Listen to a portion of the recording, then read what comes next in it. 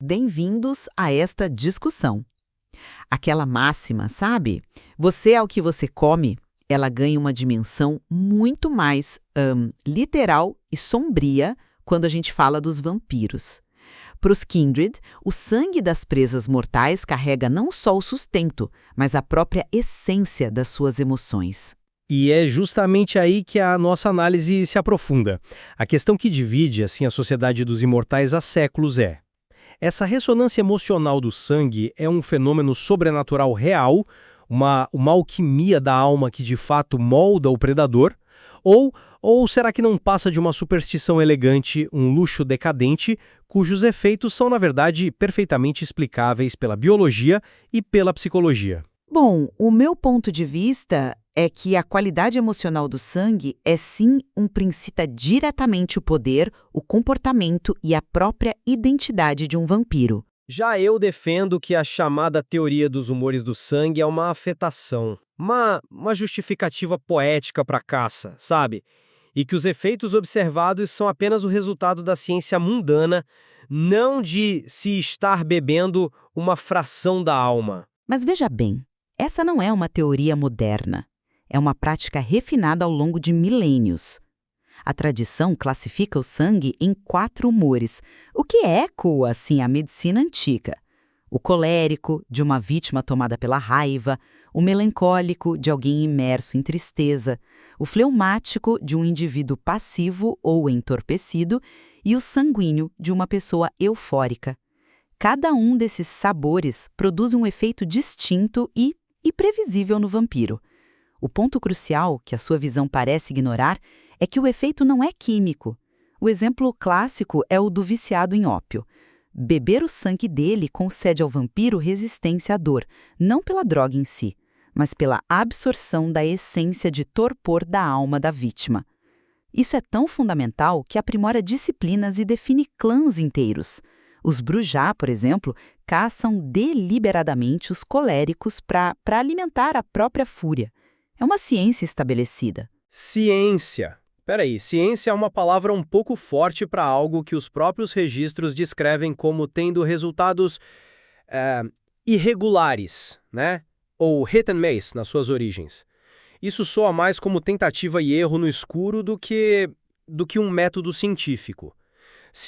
Como a gente sabe, todo sangue parece idêntico sob um microscópio, a explicação espiritual me soa como uma muleta mística para explicar o que não se entende.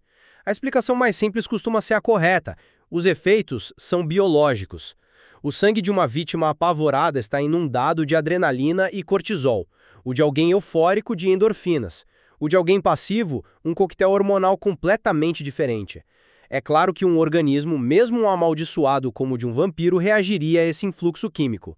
A gente não precisa invocar a alma para explicar um pico de adrenalina. Essas práticas de preparar rebanhos, o tráfico de mortais pela circulatory system, essa rede de logística de sangue, isso não me parece ciência.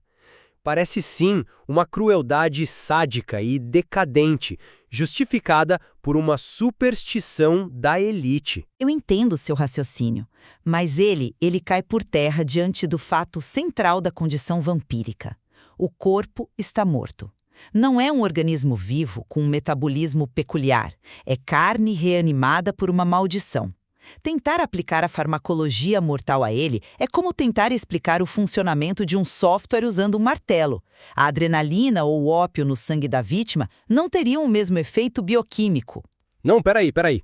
Você está me dizendo que o corpo de um vampiro, que usa sangue para curar ferimentos de bala, para alimentar poderes que quebram as leis da física e para se reerguer noite após noite, é subitamente incapaz de reagir a um simples hormônio? Onde é que está a lógica nisso? A premissa do corpo morto é uma simplificação excessiva. Ele claramente processa o sangue de maneiras milagrosas. Por que seria tão implausível que ele também reagisse a biomoléculas de formas únicas, que a nossa ciência ainda não compreende? Porque a reação não corresponde à molécula, e sim ao estado de espírito. A transferência é de essência, não de química. É por isso que o sangue de um mártir pode inspirar coragem, ou de um artista, um vislumbre de criatividade. Não existem moléculas de coragem. O que está sendo absorvido é a qualidade anímica, a ressonância da alma da presa no momento da morte. É uma forma de canibalismo espiritual. Ou, uma hipótese muito mais provável, é um efeito placebo extremamente poderoso. Você está desconsiderando a mente do predador, um vampiro de séculos de idade que cresceu ouvindo lendas e doutrinas sobre os humores do sangue. Ele espera se sentir mais furioso ao beber de uma vítima raivosa. A mente dele, já sobrenaturalmente poderosa, manifesta esse efeito. É uma profecia autorrealizável, um efeito psicossomático magnificado pela arrogância e pelo ritual. Ele se sente como um gourmet, então a comida tem que ter um sabor especial. Um placebo não sustentaria um mercado multibilionário e intercontinental por séculos. A sua explicação não dá conta da existência de epicuristas, da circulatory system e de clientes tão antigos e exigentes como os Ventru e Toreador. Isso é evidência concreta. Um mercado tão sofisticado, com logística para contrabandear mortais específicos entre continentes, com clientes que são predadores de ápice, não sobreviveria por tanto tempo se os produtos não entregassem os resultados. Eles não são tolos suscetíveis a placebos. Riqueza e poder nunca foram antídotos para a credulidade. O mundo mortal está cheio de mercados de luxo que vendem pseudociência para os ricos e entediados. Por que o mundo imortal seria diferente? A Circulatory System pode ser só uma organização que explora brilhantemente o desejo de exclusividade e o tédio existencial dos clãs superiores. Eles não vendem um efeito real, eles vendem uma experiência, um status. O Toreador compra pela novidade estética, o Ventru pela consistência do seu gosto restrito. Eles estão comprando a história por trás do sangue, não um poder inerente a ele. E quanto aos Singbloods? Os vampiros de sangue mais fraco que dependem da experimentação para sobreviver. A alquimia deles, usando diferentes tipos de sangue para improvisar disciplinas, é a prova viva de que há algo real e manipulável na essência do sangue. Para eles não é luxo, é sobrevivência. Desculpa, mas essa ideia simplesmente não se sustenta para mim. Pensa bem, o material descreve os Stingbloods como desesperados, uma raça nojenta à margem da sociedade. A alquimia deles é experimentação caótica, não é um método científico. Quando você está se afogando, você se agarra a qualquer coisa. Talvez um em cada 100 dos experimentos deles funcionem por acaso, por uma combinação de fatores que eles mesmos não entendem, e eles atribuem isso à teoria dos humores porque é a única estrutura que conhecem. É a exceção que prova a regra de que isso não é uma ciência exata. Mas essa catalogação, essa preparação metódica para alcançar um resultado específico, essa disciplina, isso me lembra de outra área onde a preparação é tudo. Sabe, quem se envolve com esses universos com os jogos de interpretação, geralmente tem uma mente mais criativa, mais inteligente e um forte envolvimento com a leitura. É um perfil que se encaixa perfeitamente com a dedicação necessária para estudar para provas e concursos importantes, seja vestibular, concurso público, militar, OAB ou residência médica. É verdade. Se você é estudante e se identifica com essa dedicação, se quer se preparar de verdade, entra agora em medicob.com.br, baixa o app e aproveita o maior banco de questões do Brasil com provas anteriores de todas as instituições, questões comentadas, resumos práticos, aulas completas e flashcards prontos para revisar onde quiser. E essa preparação que você menciona, no caso dos vampiros, ela envolve a manipulação sistemática e, muitas vezes, a tortura de um ser vivo para temperar o sangue. O que me leva de volta à minha questão. Como algo que exige tanto esforço e produz resultados tão consistentes para os praticantes mais experientes pode ser descartado como mera superstição? Porque a crueldade não valida a teoria por trás dela. E essa mesma lógica de auto-engano que a gente vê no mercado de sangue se aplica diretamente à identidade dos clãs, que é o nosso próximo ponto. Você argumenta que a dieta os molda. Exatamente. A identidade coletiva é forjada na alimentação. Um clã como o Bruja mantém sua natureza colérica porque se alimenta preferencialmente de presas com essa emoção. Gerações e gerações fazendo isso criam um ciclo de reforço que define sua cultura, seu comportamento. O mesmo vale para o clã da morte e sua preferência pelo sangue fleumático, que os aproxima de sua obsessão pela quietude da morte. A dieta não apenas sustenta, ela constrói a identidade do clã ao longo dos séculos. É formativa. O seu argumento é forte, mas e se você estiver olhando pela ótica errada? Isso é um caso clássico de confundir correlação com causalidade. Um bruxa não se torna furioso porque bebe sangue de gente com raiva. Ele já tem a fúria queimando no sangue dele por causa da sua linhagem, da sua maldição. Por causa dessa predisposição, ele busca vítimas coléricas. Ele se alimenta do que ele já é. A dieta é um reflexo da natureza do vampiro, não a sua causa. Mas como você pode ter tanta certeza dessa causalidade? Ao longo de séculos, as duas coisas não se tornariam indistinguíveis? A dieta reforçando a natureza e a natureza buscando a dieta, até que uma se torne a outra? Porque nós temos grupos de controle perfeitos. Olhe para os clãs como Gangrel e Nosferatu. O material é claro, eles não se importam com a qualidade ou o sabor do sangue. Eles são pragmáticos, oportunistas, bebem de quem e do que estiver disponível. E mesmo assim, eles mantêm identidades de clã incrivelmente fortes e distintas.